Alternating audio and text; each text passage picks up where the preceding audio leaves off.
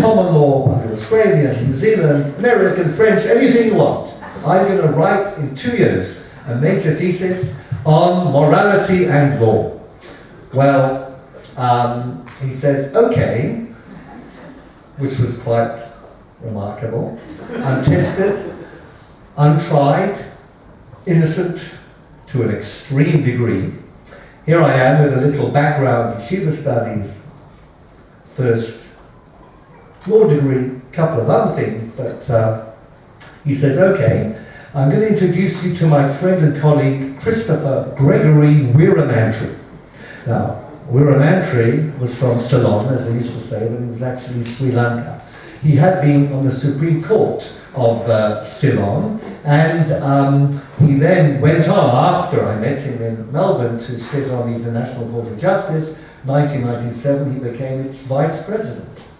So I'm ushered into an even bigger room with an even more imposing presence. Shortish guy, I guess it is a common feature.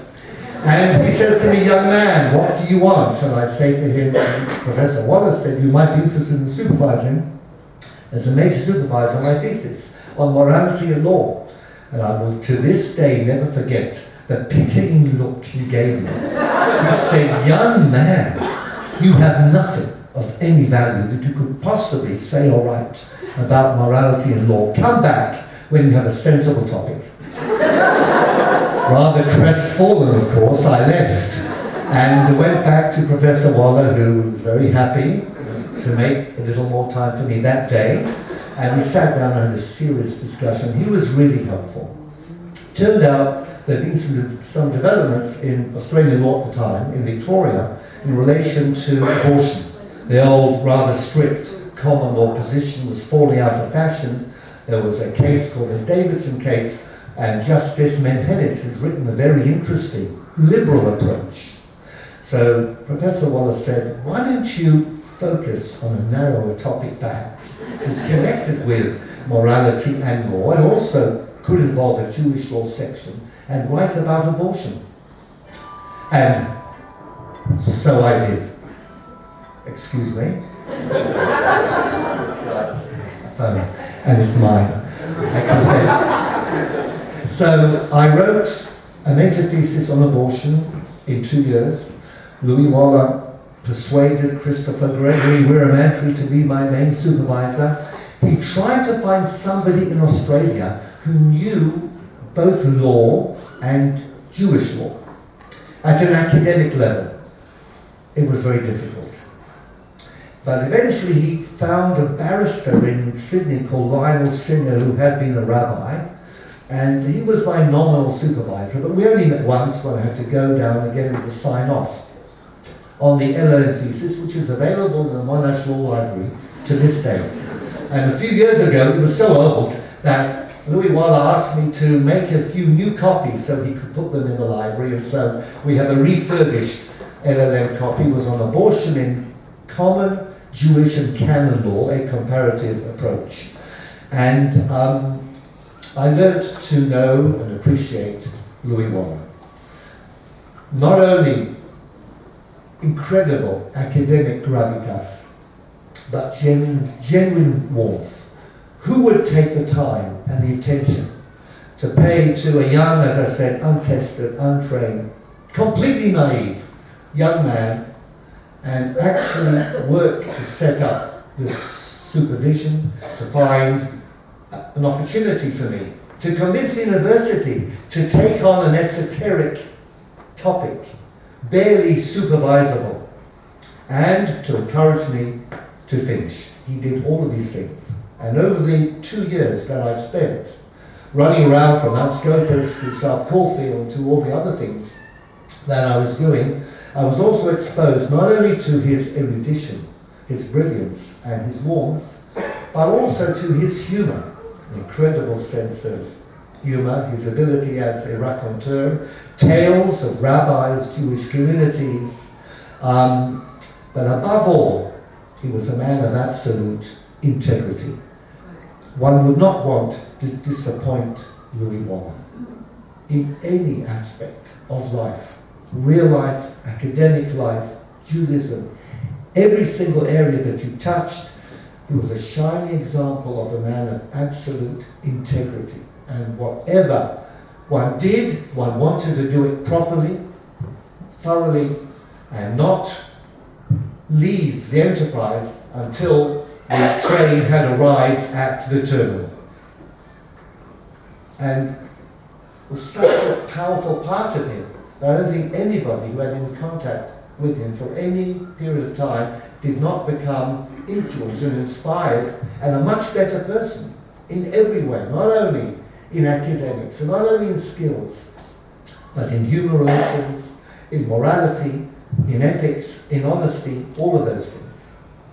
And so the bus left the station, and because I was launched on a career in biomedical law and ethics, and it's thanks to him that I was, that thesis became the basis for years of research, of writing, of lecturing in biomedical law, and in particular Jewish biomedical law.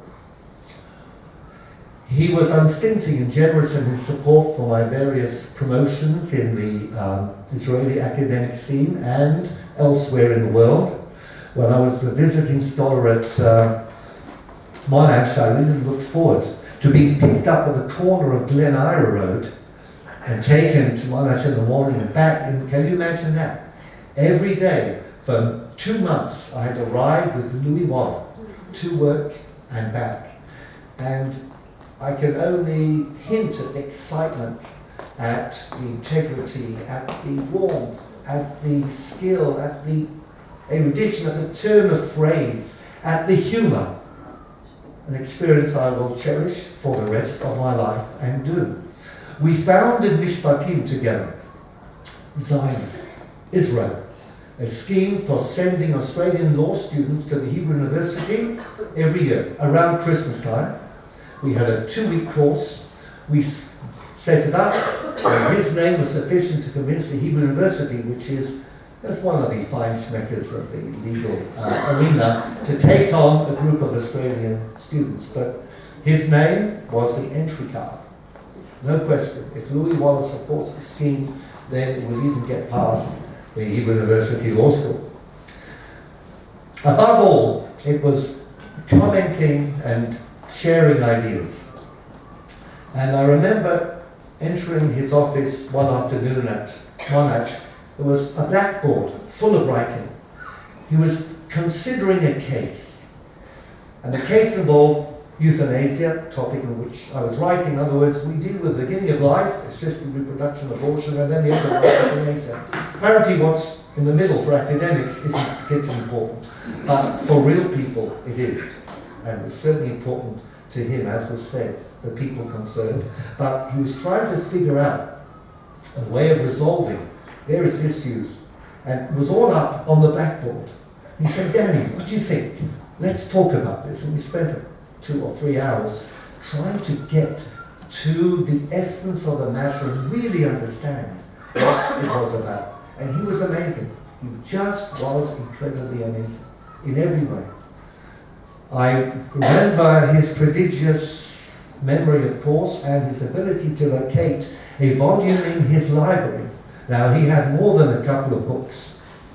And we were talking randomly, as often we did in the years that I was coming to Melbourne on a regular basis, talking randomly about Jewish things, cabbages and kittens, Davaha. And I mentioned a certain rabbi, a Rabbi Hyman Klein, who had set up a little institute for teaching boys during the war. They had been evacuated, this was in England, and he said to me, Hyman Klein, wait a second, goes into the library, brings out a book. It's a very slim volume. It's a translation of Masechet Nedarim, the Mishnah of Masechet Nedarim, translated by Aharon Bloch, under the auspices of Rabbi Hyman Klein. Evacuated from Liverpool, the late Arnold Bloch spent time under the tutelage of Rabbi Klein, and Louis Waller had the book in his hand. I was just flabbergasted, both because I was connected with the Klein family, and split second, knew exactly where, what, and there was more than 2 or 3 books on his shelves.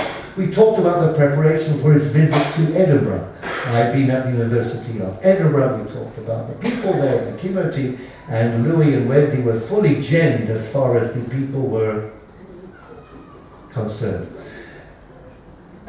40 plus years of friendship, of mentorship, merging into collegiality, respect, affection, admiration. He'll be missed. Melbourne, for me, will not be the same. And but his memory is a blessing. His heritage is marvelous. His legacy is wonderful. And who could ask for more? Seeing him and Wendy together was always a pleasure. Sat up, Debbie and I down, and Wendy wheeled in the tray with the china, the tea, and the cake, as it ought to be. And their love was palpable. All these things have been said, but I wanted to say them too. I'm going to conclude with a very brief Devar Torah. Pinchas HaKohen. The Talmud in Masechet Zvachim has 2 views about why Pinchas was given a kuhuna.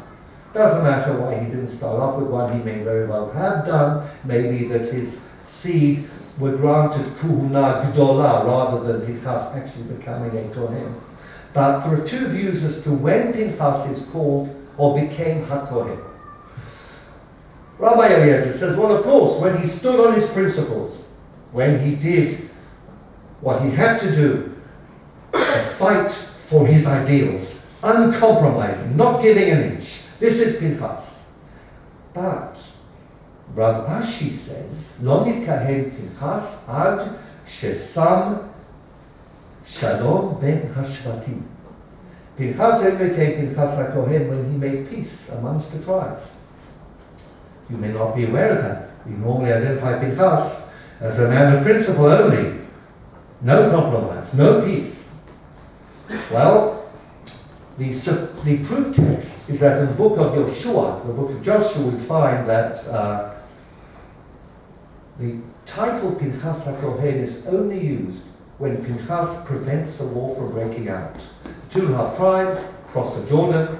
They set up an altar after they've done their service, military service, to help the rest of the tribes settle. 2.5 tribes cross the Jordan. They make an altar ostensibly to thank God. This is seen as possibly a breakaway religion. And so the rest of Israel is prepared to fight the heretics in Transjordan. And Pinchas steps in and says, no, they only did it as a sign of gratitude to God for being released to go back to their families and their sheep pens. And Pinchas accepted that and explained that, and war was prevented. So Pinchas HaKohen is only a Kohen, Shesam Shalom. There are 2 things in Pinchas. Absolute integrity, standing on principle, and deep love and care to preserve human relations. This is a very rare combination, and Louis Waller was that man. We are going to recite this evening Moshe ve'Aaron b'Chohanav u'Shmuel b'Korei Shemo. Why is Shmuel parallel to Moshe and Aaron? Rav Kook in Olat Raya explains. Moshe was a man of the law. Aaron was a man of the people. Never the twain shall meet. But Shmuel combined both. He was a man of the law. He was also a man of the people. Gravitas, generosity, wisdom, and warmth. We will never forget, and will carry his memory as a blessing with us always. He's a born.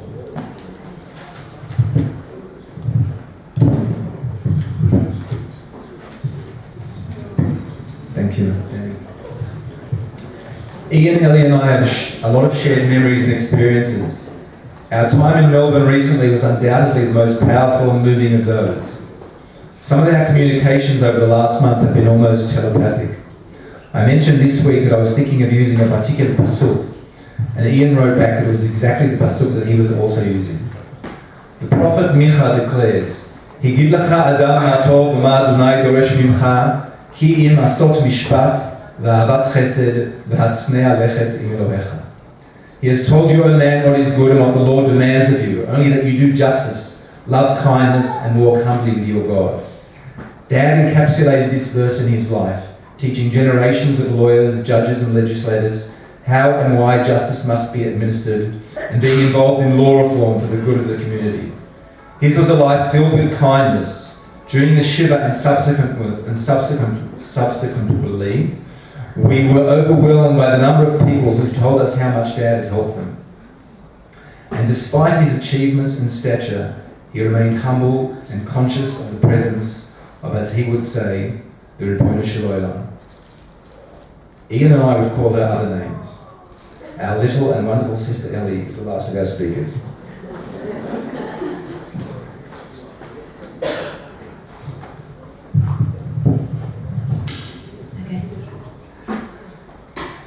Thank you so much for coming to pay tribute to our dad. Thank you for saying such beautiful things about our beautiful dad.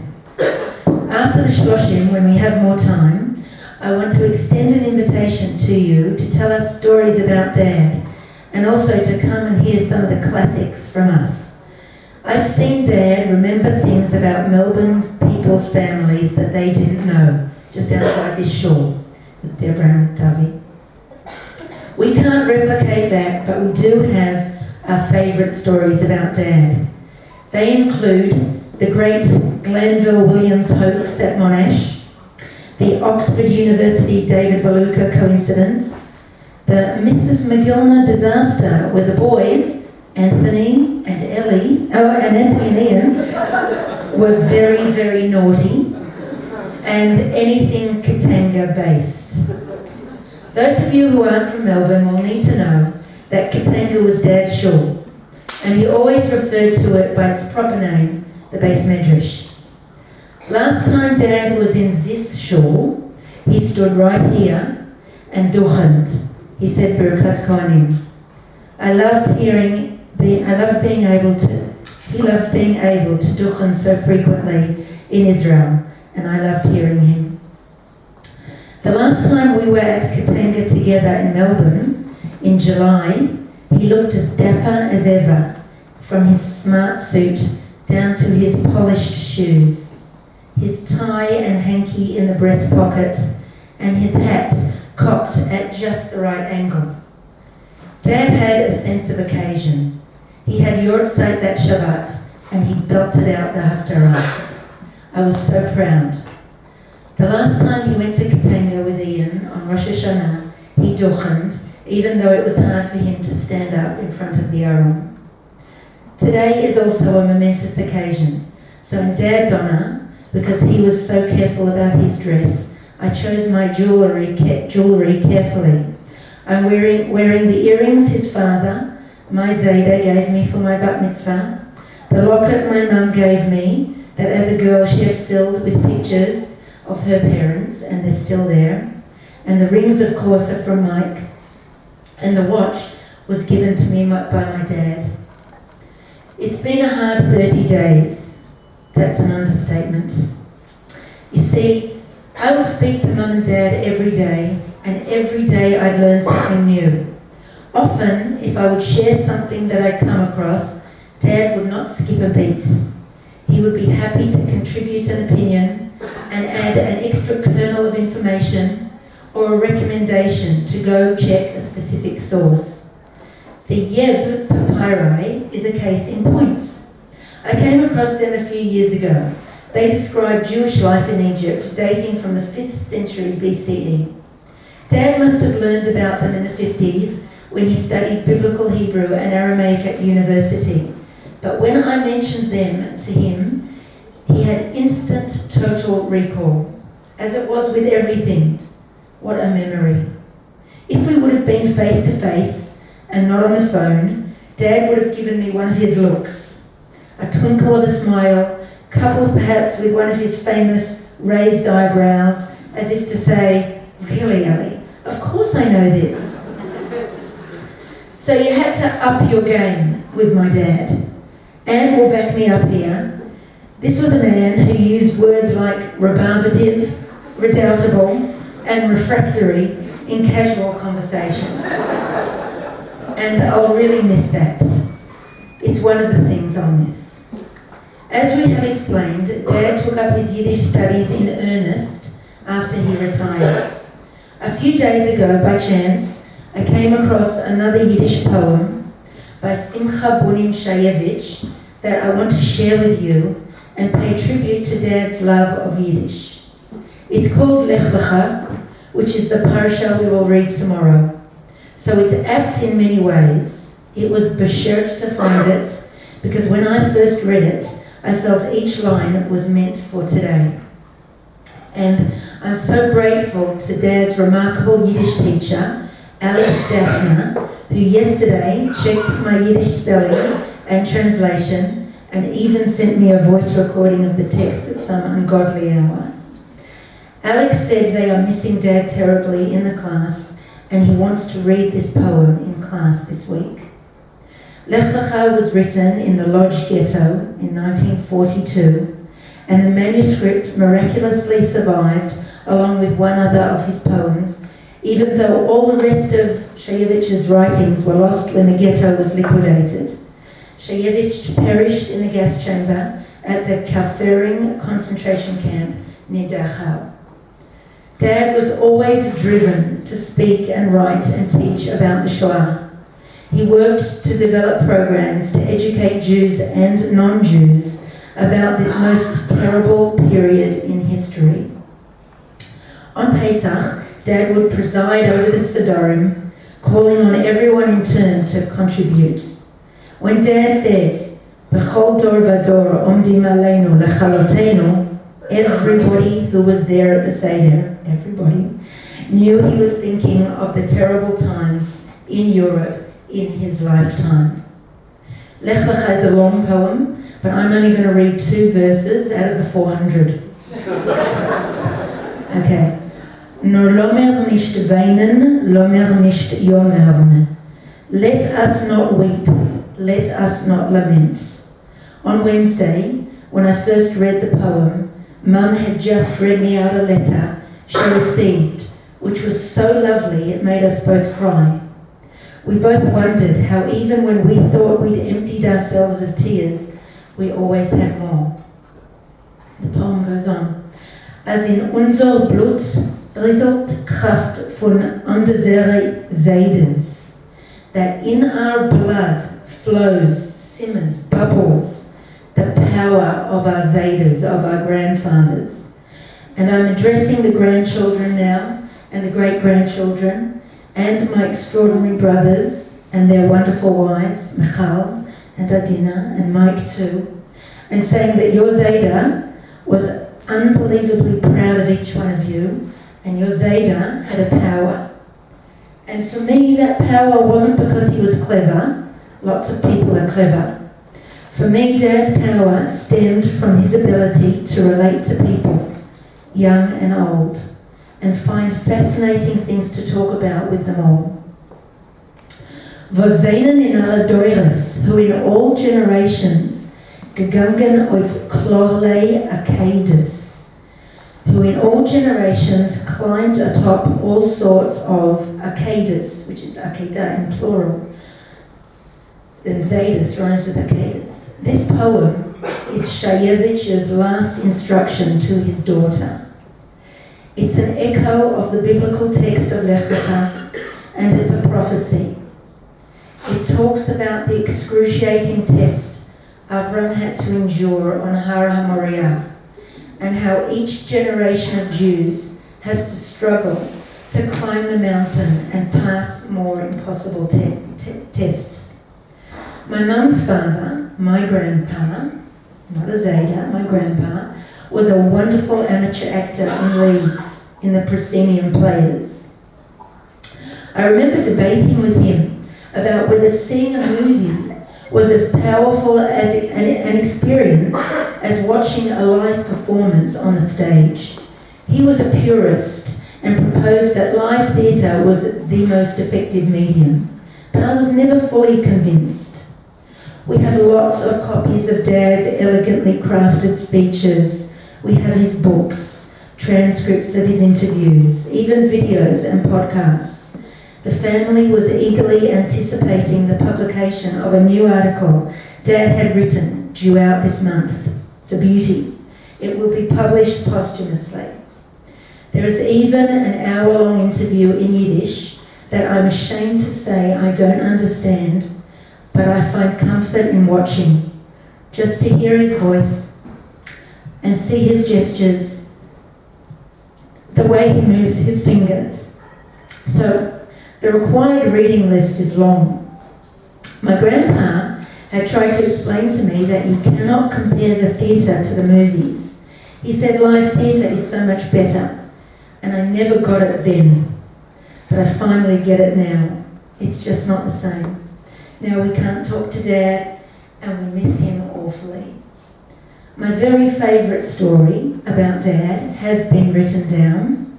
Dad wrote it to coincide with his and Mum's 60th wedding anniversary. It's a truly inspiring love story of how they met. We're happy to send you the link. Mum, may she live till 120, has a hard road ahead, harder than any of us. But I'm sure you'll join me in saying of our father and grandfather and great-grandfather, Yehi Zichro Baruch.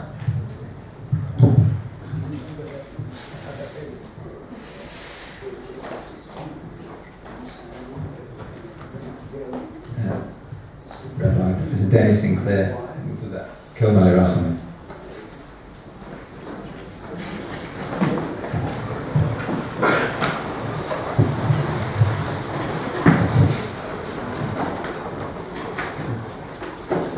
Kelmai Rachamim, Shochein V'Moromim, Hametzei Menucha Nechona,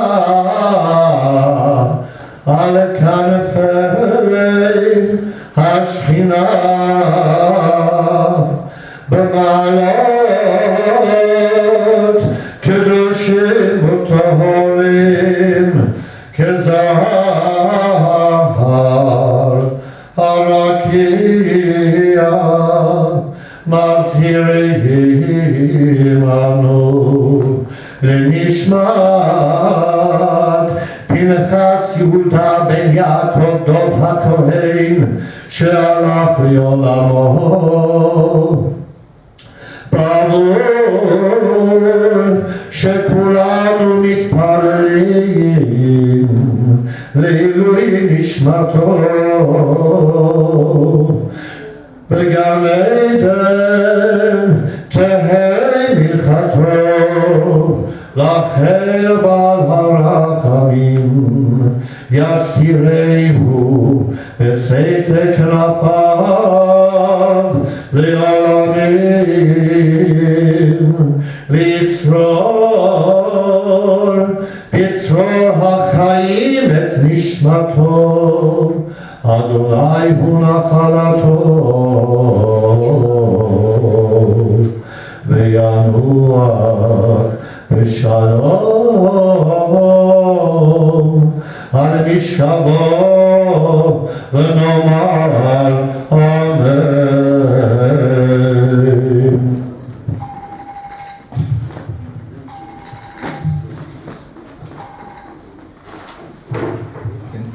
You can sit down.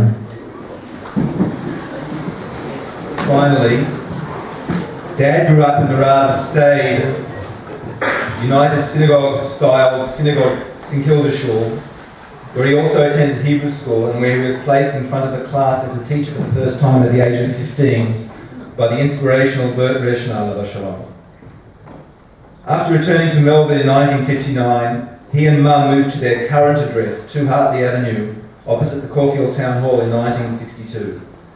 Dad started attending a very different shul, not a synagogue, rather a Beit Midrash, a house of learning, the Caulfield Beit Midrash, or as it was more commonly known, Katanga.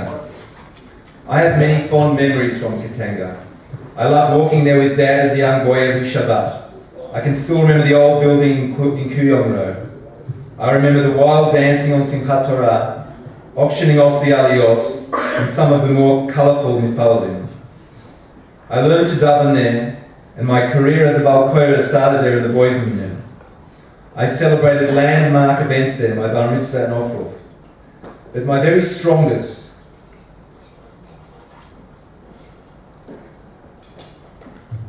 and most life-shaping memories are of the davening on Yamim Noraim.